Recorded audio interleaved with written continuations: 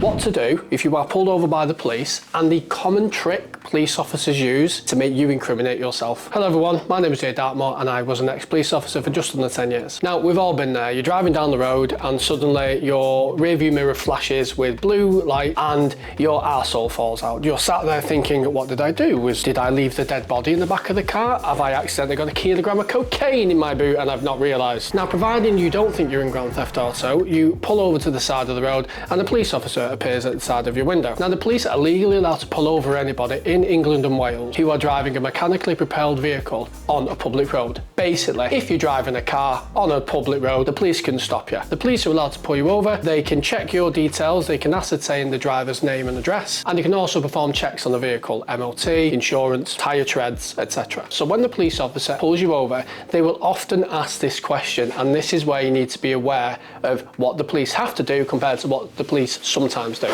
The police will ask you, do you know why I pulled you over? Ah, I see, this is where you can incriminate yourself. Because if you then say, yes, I was speeding, or yes, I went through a red light, or well, I was on my phone a little bit, the police officer goes, right, that's my job, nice and easy. That's just been recorded. You've confessed to a crime. I'm now going to give you a ticket or give you penalty points, etc. What should happen is a police officer should tell you why they have pulled you over, and they should caution you. Because they should caution you because they suspect you of an offence. Because then potentially, if you contest the reason why they pulled you over, this can end up in court. So the police officer needs to caution you to let you know that anything you say from that point on can be used in court. So here's what you need to do. If the police officer says, do you know why I pulled you over? Your response should be, I don't, officer. You tell me why you have pulled me over. That way you're not incriminating yourself, and that also prompts the officer to explain why they pulled you over, and then to caution you, and then to follow the actual procedure, what is required in a stop check like this. Now of course, if this is just a standard stop check, maybe you're driving around in the middle of the night, maybe there's been a lot of burglaries in a particular area and they want to stop cars loitering around certain areas. The officer will pull you over and they will explain this. They will say, the reason why I pulled you over is because of X, Y, and Z. If they don't suspect you of an offence at that time and they're just doing inquiries, then there's no real need to caution you. But as soon as they suspect you of an offence, that caution needs to come. Whilst pulled over, as I mentioned before, you must provide your name and your address, and the officer will do checks on it. The officer will also check the details of a vehicle, MOT status, insurance status, etc. You must stay there until the police officer releases you, until they say you can go, because you are detained for the purposes of those inquiries to be made. So when you get these people standing there with the phone going, am I detained, am I detained?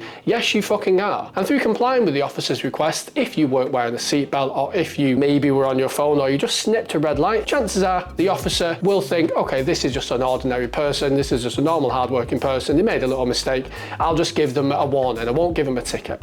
If you're standing there and you're being argumentative, aggravating, or difficult, or even obstructive to the police officer, then chances are you're going to get penalised and you're going to get a ticket because you failed essentially the attitude test. Is this person a nice person or are they a dickhead? Oh, they're being a dickhead, therefore dickheads get a ticket. What can also happen is if the police suspect that the vehicle is being used in crime via information they receive on your vehicle or potentially how you're behaving, the police then have the right to then search you and the vehicle under certain legislation. Chances are you're driving around minding your own business and you're not doing anything, but the police officer doesn't know that. Not everybody who drives a car is a criminal, but every criminal drives a car. Also, if you commit what's called a moving traffic offence, going through a red light, driving without your lights on, no seatbelt, speeding, etc., then the police have the right to then breathalyse you and even drug wipe you if they suspect that you are under the influence of something else. If you refuse to be breathalyzed or be drug wiped, you can be arrested and you could potentially still lose your license. Even if you've had nothing to drink, the offence of failure to provide can still carry a driving ban. So in essence, if the police officer asks you, do you know why I've stopped you? Your response is, no officer, why have you stopped me? The officer then needs to caution you and then explain why they pulled you over. Following that, the police officer will do their inquiries, simply comply. Don't be a dick to the cop because you'll just get yourself in more trouble, and what could have been a simple conversation and a warning may result in you being fined and getting a ticket. If the officer wants to breathalyse you or do a drugs wipe, then simply comply. And most importantly, if the cop tells you to stop, then stop, otherwise you can be arrested for failure to stop. And this isn't a video game, you won't get away. If you want to read more about the police and the unethical practices that do occur inside the police each and every single day, then check out my book, The Job's Fucked, Secret Diary of a Police Officer,